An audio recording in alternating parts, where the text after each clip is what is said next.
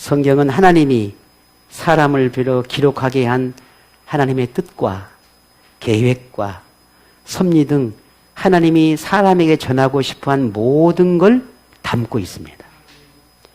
그래서 성경을 이해하고 해석하는 데 매우 중요한 것이 하나님이 누구이고 그리고 사람에게 그 하나님이 무엇을 전하고 싶어 하는지를 찾는 것입니다.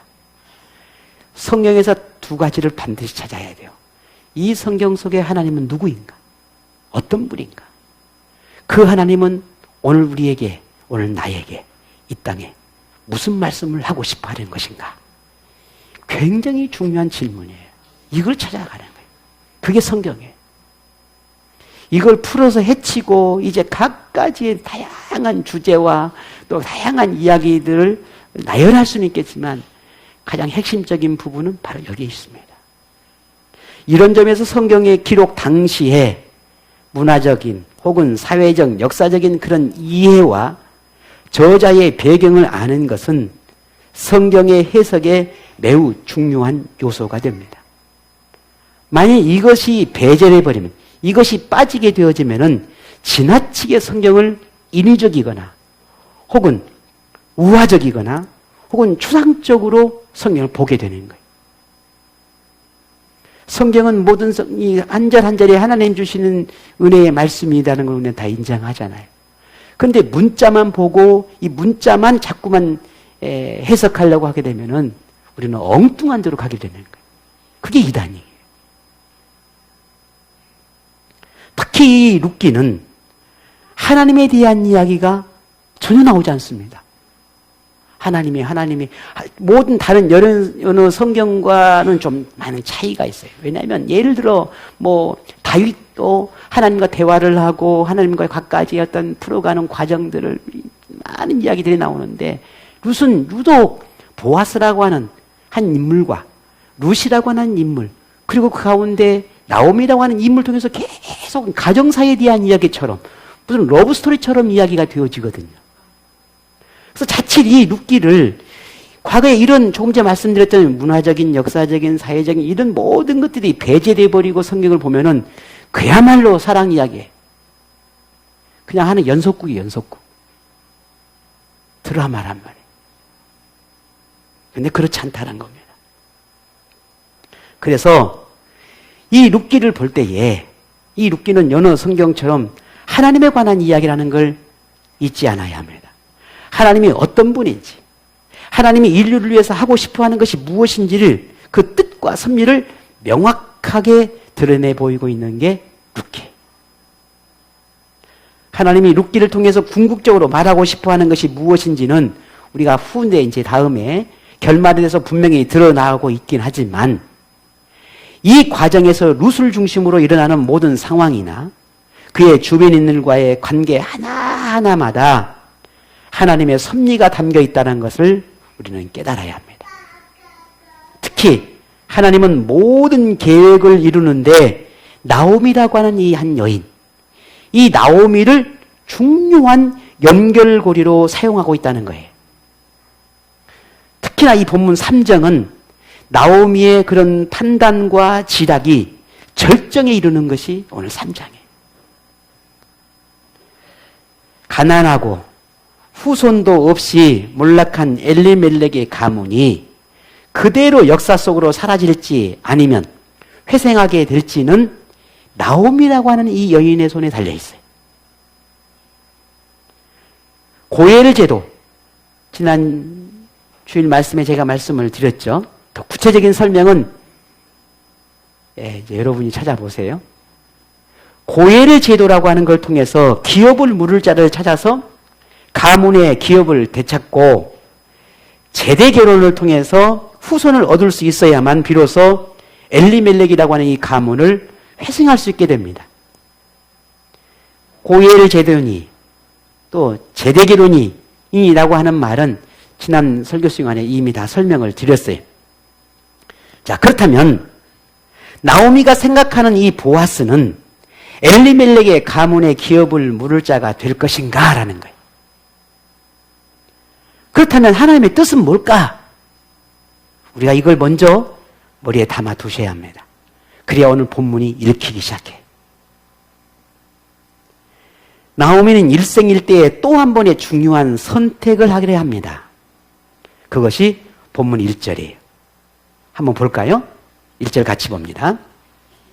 룻의 시어머니 나오미가 그에게 이르되 내 딸아 내가 너를 위하여 안식할 곳을 구하여 너를 복되게 하여야 하지 않겠느냐. 아멘.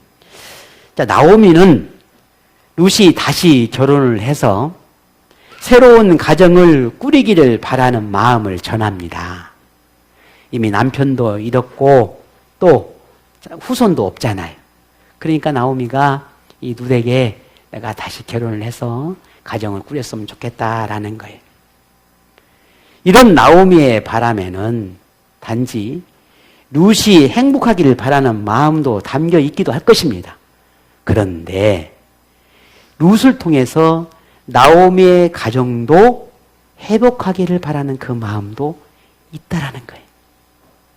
왜냐하면 나오미가 생각하는 룻의 남편의 그 상대가 누구예요?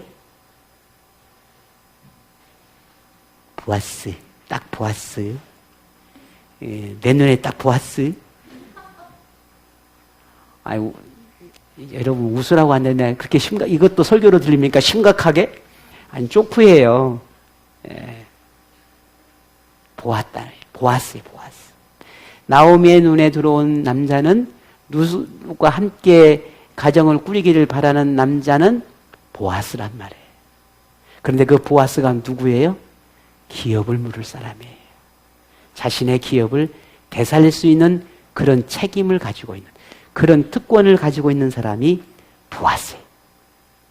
그러니 룻을 보아스와 함께 결혼을 한다고 한다면은 생각하기에 이 룻도 행복해질 수 있고 또 룻의 남편인 보아스라면은 그 보아스를 통해서 우리 나오미의 가정이 회복이 될 거라고 하는 그런 기대도 생기게 되었다라는 거죠. 나오미는 이토록 룻과 보아스의 관계를 더 진전시키기를 바라는 마음을 갖고 있습니다. 그래서 그런 방법을 찾게 되지요. 그리고 룻에게 이렇게 제안을 하는 거예요. 야, 네가 룻과 결혼했으면 좋겠다. 그러는데 그러기 위해서는 어느 날 갑자기 룻이 보아스와 룻이 어느 날 갑자기 딱 결혼할 수는 없는 거잖아요. 그래서 나오미가 그 방법을 룻에게 가르쳐 주는데 그게 합방을 하도록 가르쳐 주는 거예요. 네가 보아스와 합방을 했으면 좋겠다. 근데 어떻게 하느냐? 그리고는 이 룻을 예쁘게 단장을 하고 그리고 네가 보아스에게로 가라.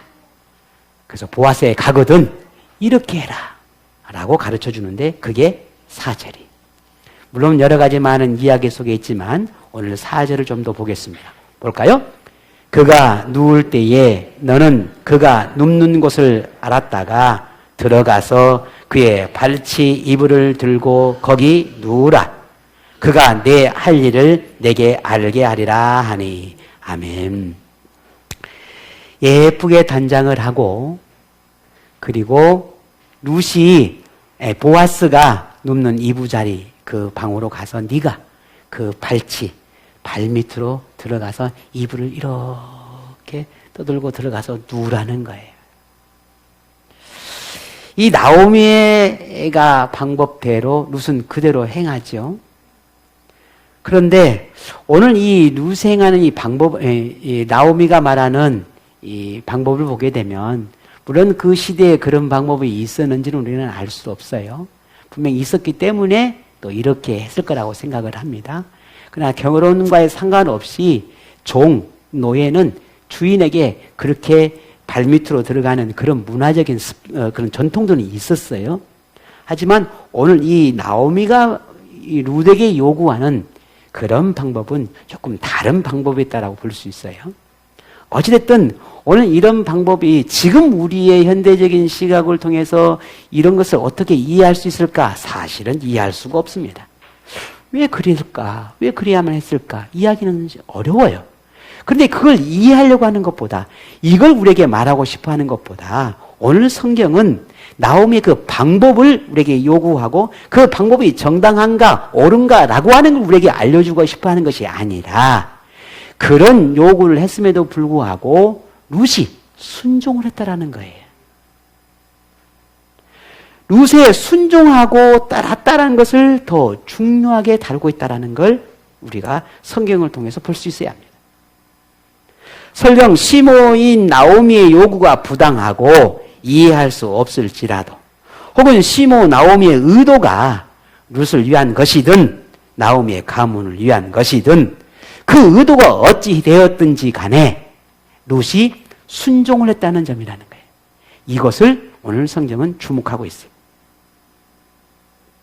룻은 보아스가 잠자리에 들자 나오미가 지시한 방법대로 행하죠. 그런데 깜짝 놀랍니다. 보아스가. 이제 잠자리 드는데 웬 사람이 이렇게 발끝으로 들어오니까 얼마나 깜짝 놀랐겠어요. 그리고 그 보아스가 당신이 누구냐? 도대체 왜 이런 행동을 하느냐고 묻습니다. 그때 룻이 이렇게 대답을 합니다. 그게 9절에 제가 볼게요. 나는 당신의 여종 룻이오니 당신의 옷자락을 펴 당신의 여종을 덮으소서. 이는 당신이 기업을 물을 자가 됨이니이다 했습니다. 옷자락으로 자신의 룻의 몸을 덮어달라는 거예요. 그런데 참 신기한 것은 룻이 보아스에게 자신의 이 몸을 덮어달라고 하는 이 요구하는 이것은 그 당시에 당시 혼인의 상황을 나타내는 의미였다는 거예요. 혼인한 여인에게 이렇게 남자가 옷을 이렇게 이불을 덮어주는 그 모습이 마치 룻이 보아스에게 나 자신을 이렇게 덮어달라고 요구한 그 태도, 그 모양이 마치 혼인한 여인에게 덮어주는 것처럼 그렇게 덮어달라고 하는 요구였다라는 의미입니다. 결국 이것은 뭐냐면 룻이 보아스에게 청혼을 했다라고 하는 말을 그 의미가 담고 있는 거예요. 여러분 결혼하셨을 때 남편분이 먼저 청혼하신 분이 또 있겠지만 혹시 여자분이 먼저 청혼하신 분 계신가요? 참고로 저는 제가 먼저 청혼했습니다만, 여러분은 어떠세요? 오늘 룻이 보아스에게 먼저 청혼한 거예요. 재밌잖아요? 그런 의미가 담겨 있는 걸 보면. 그런데 내가 당신에게와 결혼하고 싶고 당신이 내 남편이 되어주기를 바란다라고 하는 그 이유가 그 다음에 뭐라고 하냐면 당신은 기업을 물을 수 있는 사람의 그 특권을 가졌기 때문에 난 당신과 결혼하고 싶습니다. 라고 말하고 있는 거예요. 자, 그러면 룻이 시모인 나오미의 요구에 순종한 데 대해서 나오미의 의도를 룻이 알고 있었다는 말이잖아요. 다 알고 있었어요. 자, 그렇다면 룻은 자기를 희생시켜서 그 나오미의 바람을 이루고 한 것인 건가? 아니면 보아스에 대한 조그마한 애정이 있어서 그렇게 순종한 것인 걸까? 이도 아니라면 당시에 이런 문화들과 이런 전통들이 있었기 때문에 또 나오미가 그런 요구를 해서 이런 전통을 지키는 것이니 그냥 그런 전통을 지키는 것이다 라고 하는 그런 보편적인 마음에서 그렇게 순종하는 것인 걸까? 라는 거예요. 시모 나오미가 보아스의 결혼을 원하고 있고 보아스가 기업을 물을 자라고 하는 점을 강조한다라고 하는 이 점에서 볼 때에 룻은 자신이 무엇을 해야 하는지를 이해했고 그리고 시모 나오미의 그 뜻을 따르는 것이 얼마나 중요한지를 이 룻은 충분히 알고 있었다라는 겁니다.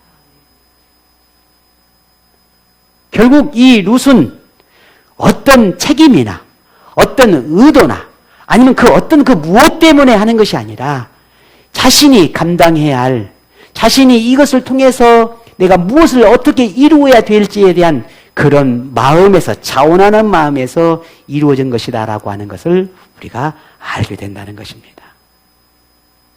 물론 그럴지라도 룻의 순종이 당연하다고 볼 수 있겠는가? 그렇지 않습니다. 오늘 룻은 그 자신의 마음이나 자신의 생각이 그렇다 할지라도 그 모든 마음과 생각을 지배하고 그렇게 결단하고 그렇게 행동할 수 있었던 것은 무엇일까? 그것은 룻 안에 있는 하나님을 향한 믿음의 마음이었어요. 그 모든 결정의 그 안에는 하나님을 향한 신앙이었다는 거예요. 뿐만 아니라 시므 나오미를 향한 효심이 있었다라는 것이죠. 이미 우리는 이전 본문에서도 그와 같은 룻의 마음을 보았잖아요. 오늘 보면 또다시 그 룻의 마음을 확인할 수 있게 되는 것입니다. 결국 우리는 읽어보게 되면 우리 어떤 신앙이 우리 믿음의 삶을 살아낼 때에 수많은 내 자원하는 마음이 됐든 아니면 어쩔 수 없는 환경과 여건 때문에 어떤 일을 결단하고 뭔가 하나님 앞에 나아가든 결국은 그 모든 결정 이면에 하나님을 향한 신앙의 마음이 없이 결정하고 판단하고 결정한다면 반드시 결국 후회할 수밖에 없다는 거예요. 그리고 우리 그리스도인의 모든 삶의 근거, 어떤 결정하고 판단하는 모든 근거의 출발점, 그 출발점이 어디가 되어야 되느냐? 하나님을 향한 나의 믿음에서 출발해야 되는 거예요.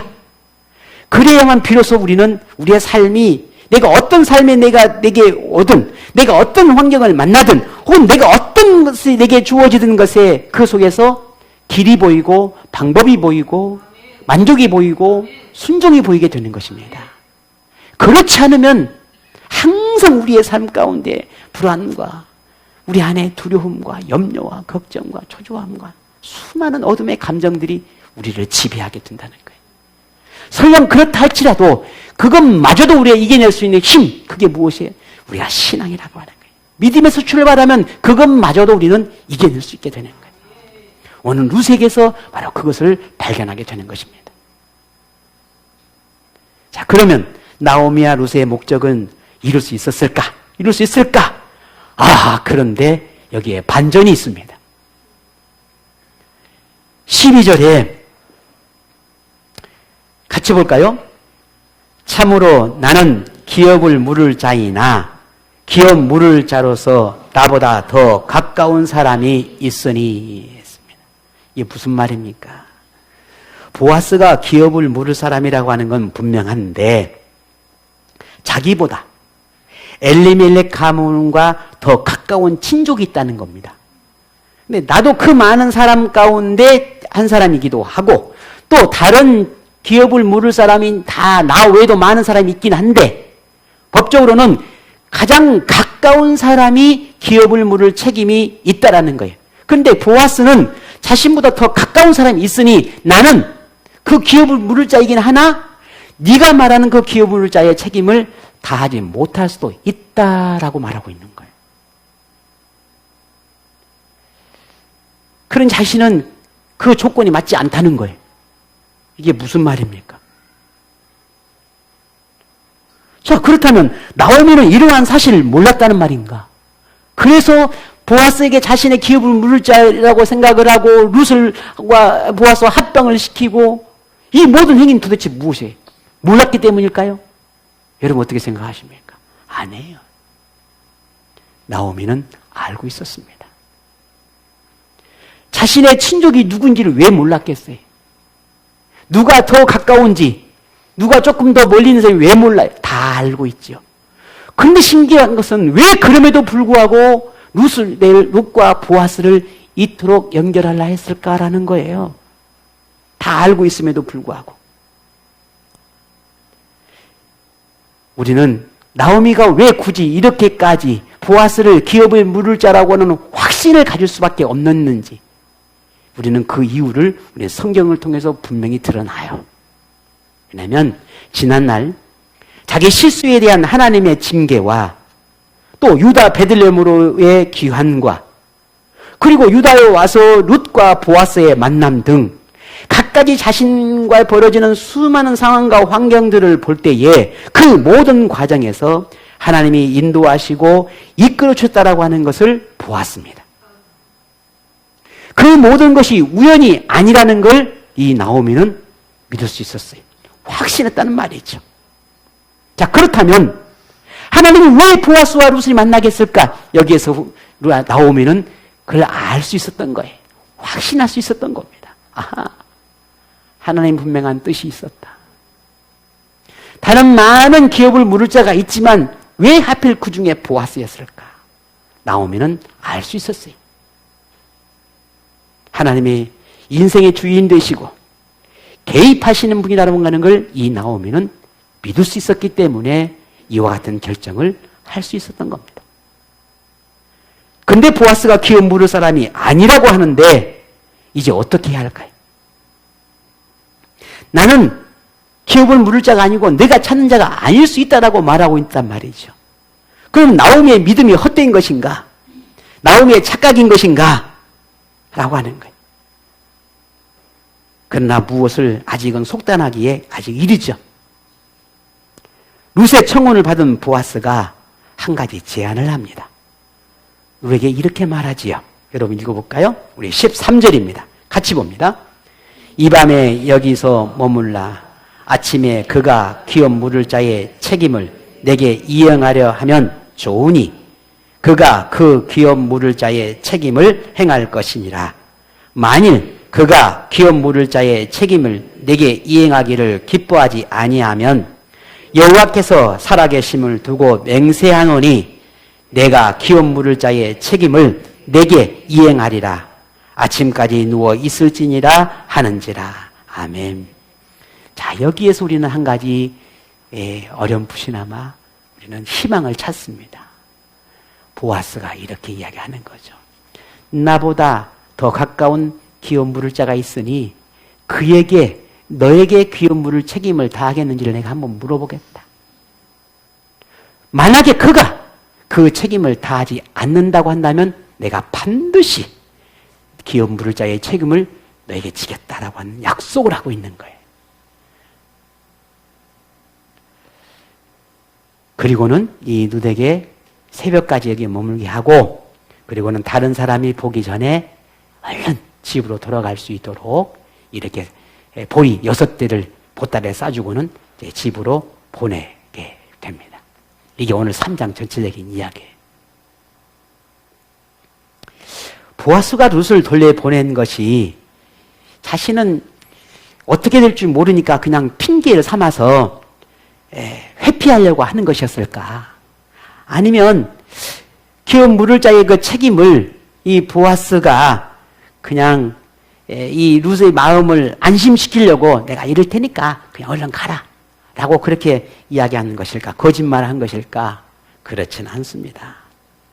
오늘 본문을 보게 되면 참 보아스는 분명 신앙의 사람이었다는 걸 알게 돼요.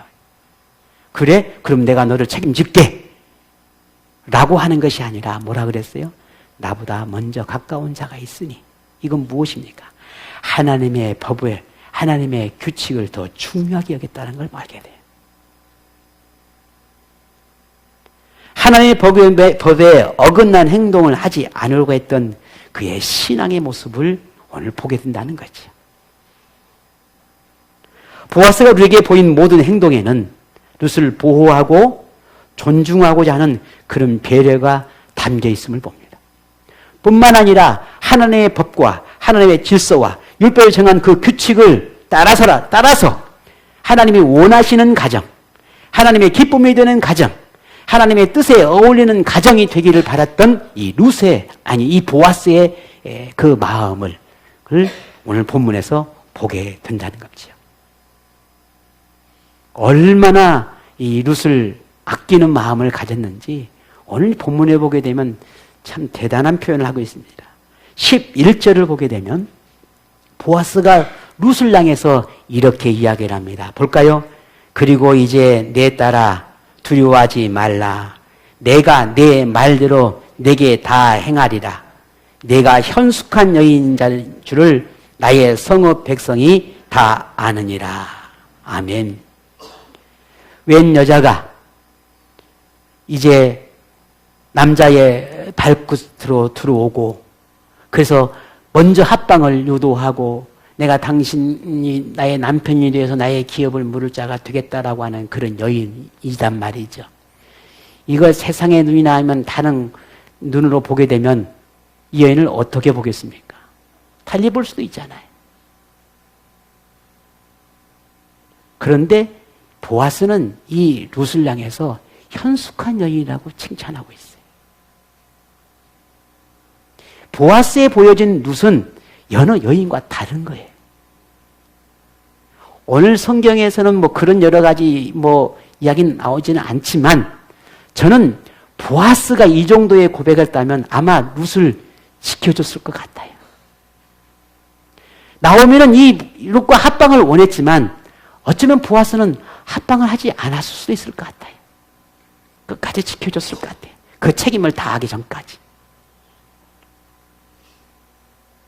하나님의 법을 두려워할 줄 알고 하나님의 법대로 살려고 하는 이 보아스였단 말이죠.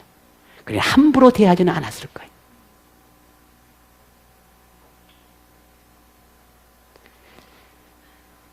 그리고 이 룻에게 위로하고 격려해 주며 내가 너를 책임질 테니 그러나 먼저 하나님의 법을 지켜야 된다 라고 말하고 있는 거잖아요.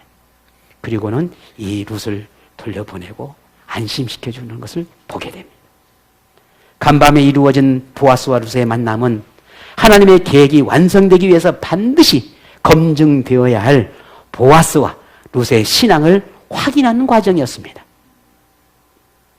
개인의 감정이나 욕구에 의해서 인위적으로 깨워 맞추려는 듯한 그런 사람의 노력이 아니라 하나님의 인도와 개입에 의한 자연스러움과 보아스와 룻의 순종을 통해서 완성되어 가기를 바라는 하나님의 섭리가 여기에 담겨 있다라는 말입니다. 룻을 보아스에게 보내는 나오미의 모습은 마치 조급함과 불안함에 스며들어 있는 듯한 그렇게 모습으로 비춰지지만 반면 룻은 순종으로 일관하고 보아스는 사람의 관계나 전통이나 사람들의 시선보다는 하나님의 법과 질서를 더 중시하는 태도를 보입니다. 그런데 이런 모습은 우리 인생에서도 드러나는 부분이 있다는 거예요. 어떤 사람은 자신의 처지나 상황에서 오는 불안과 초조함으로 인해서 어떻게든 해결해 보려고 인간적인 방법을 찾으려고 하는가 하면 어떤 사람은 어떤 상황에서는 하나님의 법과 인도를 따르는 사람이 있습니다. 물론 그렇다고 사람의 노력이 필요치 않다는 말이 아니라 하나님의 도움을 필요치 않는 태도를 지적하고 있는 것입니다. 하나님이 나오미의 조급함도 룻의 순종도 보아스의 신앙도 모두 하나님의 계획을 위한 도구로 사용하셨듯이 우리 사람의 부족함도 때로는 어리석음도 때로는 하나님을 향한 이 깊은 신앙이나 뜨거운 열정도 하나님이 원하시면 무엇이든 사용하신다는 말입니다. 하나님은 실패와 낙심과 두려움으로 웅크리고 있는 숨어있는 사람을 원하는 것이 아니라 부족할지라도 믿음을 가지고 움직이는 사람, 하나님을 붙드는 사람을 위해서 일하고 계시는 분이라는 걸 우리는 알아야 합니다. 하나님이 모든 걸 하실 수 있지만 모든 걸 하지 않은 것은 나의 믿음을 보고 있는 겁니다. 내가 하나님을 향한 이 믿음의 마음을 가지고 움직이고 있는가를 보고 있는 거예요. 그때 비로소 하나님이 움직이기 시작합니다. 룻이 보아스와 밤을 지내고 나오미에게 돌아와서는 간밤에 있었던 이야기들을 다 합니다. 한참을 룻의 이야기를 듣고 있는 나오미가 이렇게 한마디 합니다. 우리는 이 말이 우리는 굉장히 중요하죠. 볼까요? 18절입니다. 같이 봅니다. 이에 시어머니가 이르되 내 딸아 이 사건이 어떻게 될지 알기까지 앉아 있으라. 그 사람이 오늘 이 일을 성취하기 전에는 쉬지 아니하리라 하니라. 아멘. 나오미는 보아스를 참 잘 보았어. 그죠? 네. 한번 웃자고 한 소리지 안 또 이렇게 참 잘 보았어. 이런 사람인 줄을 알았던 거예요. 보아스가 자기 발밑에 책임지기 위해 노력할 것이니 이제 자기 발밑에 왔던 이 룻을 위해서 이제 그 말했던 모든 약속과 고백했던 것들을 이제 책임지려고 노력할 거라는 거죠. 그러니 우리 그때까지 한번 기다려보자 라고 말하고 있는 거예요. 여러분 어떻습니까? 내가 이렇게까지 했는데 이것이 우리 며느리를 이렇게 돌려보내? 쫓아가가지고 맥살을 잡고 패대기를 라고 할 수도 있겠지요. 그런데 참 나오미는 어떻게 보면 참 지혜롭고 현명한 여인이에요. 처음 의도와 달라졌어요. 결과가 전혀 달라요. 내가 이걸 원하는 게 아니었는데 이게 뭐야? 너무 달라. 그런데 나오미의 고백은 보아스는 이제 너와 그 약속을 지키기 위해서 노력할 거야. 뭔가 할 거야. 그러니 우리 기다려보자.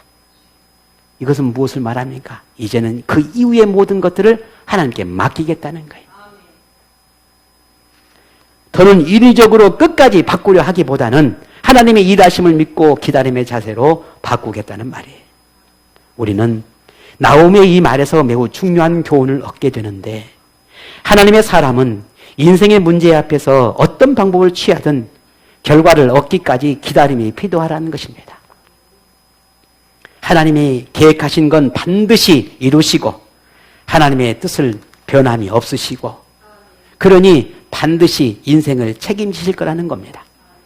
이 약속을 우리가 믿는다면 우리가 할 수 있는 건 하나님이 완성하실 그때를 바라보며 믿음으로 기다리는 것입니다. 여러분은 저마다 하나님이 해결해 주시기를 간절히 바라는 것이 있을 겁니다. 나름의 방법을 찾아 해결해 보려고 애쓰는 것도 있을 겁니다. 그런데도 딱히 응답이라고 생각되는 어떤 것도 찾지 못한 아쉬운 마음 또한도 있을 겁니다. 이때 우리가 할 수 있는 건 무엇이라고요? 기다리는 것입니다. 인생의 문제 앞에 초조하고 불안함이 있다면 인생을 책임지시는 하나님을 더 열정적으로 찾고 구하며 기다리십시오. 하나님은 우리에게 이 기다림의 지혜를 이렇게 시편 기자를 통해서 가르쳐 주셨어요. 시편 25편 5절에 주의 진리로 나를 지도하시고 교훈하소서. 주는 내 구원의 하나님이시니 내가 종일 주를 기다리이다 했습니다. 기다리라니까 막연히 그냥 가만히 기다리면 하면 되는 것인가? 아닙니다. 뭐라고 말합니까? 주의 진리로 나를 지도하소서, 나를 교훈하소서라고 했어요. 기다림이라고 해서 어떻게 되겠지? 나는 지금까지 했으니까 이제 뭔가 앞에 뭔가 하나님 알아서 하시겠지 라고 하는 그런 자포자기한 상태를 말하는 것이 아닙니다. 그건 믿음이 아니에요.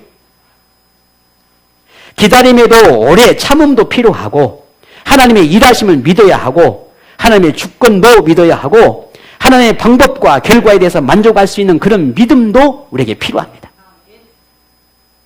그래서 기다림이라고 하는 것은 아무것도 하지 않는 것이 아니라, 단순히 참고 견디는 것이 아니라 하나님을 향한 열심, 하나님을 향한 순종, 하나님을 향한 내 것을 내려놓음이에요. 이게 진짜 기다림이에요. 그러므로 하나님이 여러분의 인생을 책임지기 위해 눈을 떼지 않고 졸지도 않으시고 또 여러분을 바라보시는 그런 하나님, 여러분도 그런 하나님을 향해서 주시하고 눈을 떼지 않아야 합니다. 그게 기다림의 자세. 인생의 길을 여는 사람, 길을 찾고 얻는 사람은 자기의 노력 이상으로 끊임없이 하나님의 지도를 바라며 하나님을 향한 마음과 생각을 놓지 않은 사람입니다. 이것이 인생을 책임지시는 하나님을 향한 믿음의 표현입니다.